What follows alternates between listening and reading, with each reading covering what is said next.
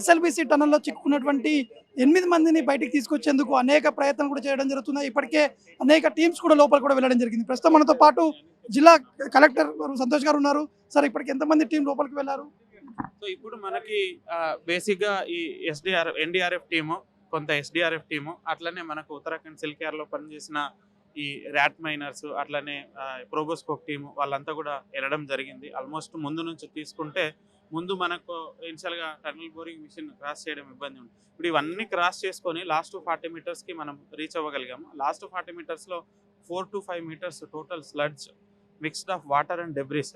So అందులో మనం నడవలేకపోతున్నాం. So దానికి ఇప్పుడు మనం ఆల్టర్నేటివ్గా ఎన్డీఆర్ఎఫ్ ఎక్స్పర్టైజ్ ఎవరైతే లోపలికి వెళ్ళారో వాళ్ళు కొన్ని ఆల్టర్నేటివ్ సజెస్ట్ చేశారు. అంటే fishing boat, thermal fishing boat, అట్లా వుడెన్ ప్లాక్స్ పెట్టుకొని మనం నడవచ్చు అనేది సజెస్ట్ చేశారు. దాని ప్రకారము మళ్ళీ ఒక టీం ఇప్పుడు లోపలికి వెళ్ళడం జరిగింది. దాన్ని క్రాస్ చేయడానికి ట్రై చేస్తుంది.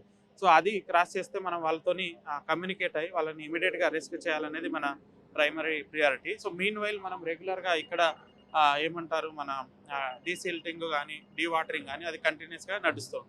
సార్, అంటే ఎక్కువగా బురదతో పాటు వాటర్ కూడా ఎక్కువ ఉందని చెప్తున్నారు. కానీ ఇప్పుడు ఆ వాటర్ అనేది తొలగించారా? ఇంకా వాటర్ అట్లనే ఉందా?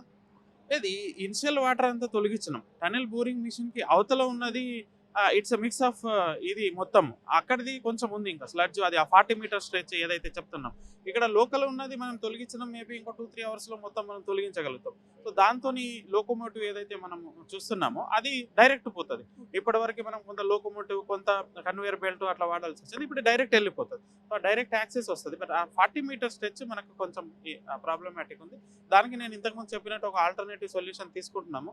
ఆల్టర్నేటివ్ సొల్యూషన్లో దాన్ని క్రాస్ చేయడానికి ఇది ఒక సవాల్గా మారినటువంటి నేపథ్యంలో ఎటువంటి టెక్నాలజీ వాడుతున్నారు? ఎందుకంటే ఆ ర్యాట్ సంబంధించిన టీం కూడా ఇక్కడ చేరుకున్నారు కాబట్టి వారు ఉత్తరాఖండ్లో కూడా అక్కడ రెస్క్యూ కూడా చేస్తారు. కానీ అక్కడ ఇక్కడ చాలా డిఫరెన్స్ ఉంది. మీరు చూసి మాట్లాడి కూడా వాడతారు. కొంచెం డిఫరెన్స్ ఉంది. బట్ వాళ్ళ టోటల్ ఎక్స్పర్టైజ్ మనం చూసుకుంటున్నాం. టెక్నాలజీ వైజ్కి చూసుకుంటే మన ప్రోబోస్కోప్ ఉంటుంది.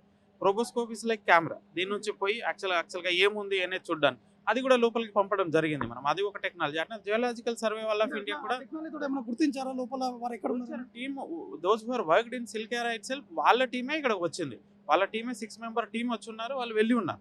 సో ఆ టెక్నాలజీ కూడా మనం వాడుతున్నాం. So we are not leaving out anything. Almost 9 agencies, 10 agencies, government of India, మన స్టేట్ గవర్నమెంట్ ఏజెన్సీస్ అందరి హెల్ప్ తీసుకొని వెళ్తున్నాం. అండ్ అక్కడ పనిచేసిన ర్యాట్ మైనర్స్ని, ప్రోబోస్కోప్ టీము, వాళ్ళ మిగతా అక్కడ మెయిన్గా పనిచేసిన కమాండెంట్ కావచ్చు, ఇంకా మన ministry of rural transport highways కావచ్చు, వాళ్ళు కూడా ఇక్కడే ఉన్నారు.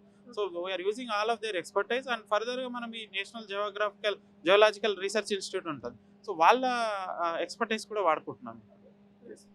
ఇది మొత్తానికైతే ఎట్టి పరిస్థితుల్లో దాదాపు 9 నుంచి 10 ఏజెన్సీల ద్వారా కూడా ఇక్కడ రెస్క్యూ చేసేందుకు అనేక ప్రయత్నాలు కూడా చేస్తున్నామని చెప్పేసి కూడా జిల్లా కలెక్టర్ కూడా చెప్పడం జరిగింది. కెమెరామ్యాన్ సునీల్తో నవీన్, ఎస్ఎల్బిసి టనల్ నుండి.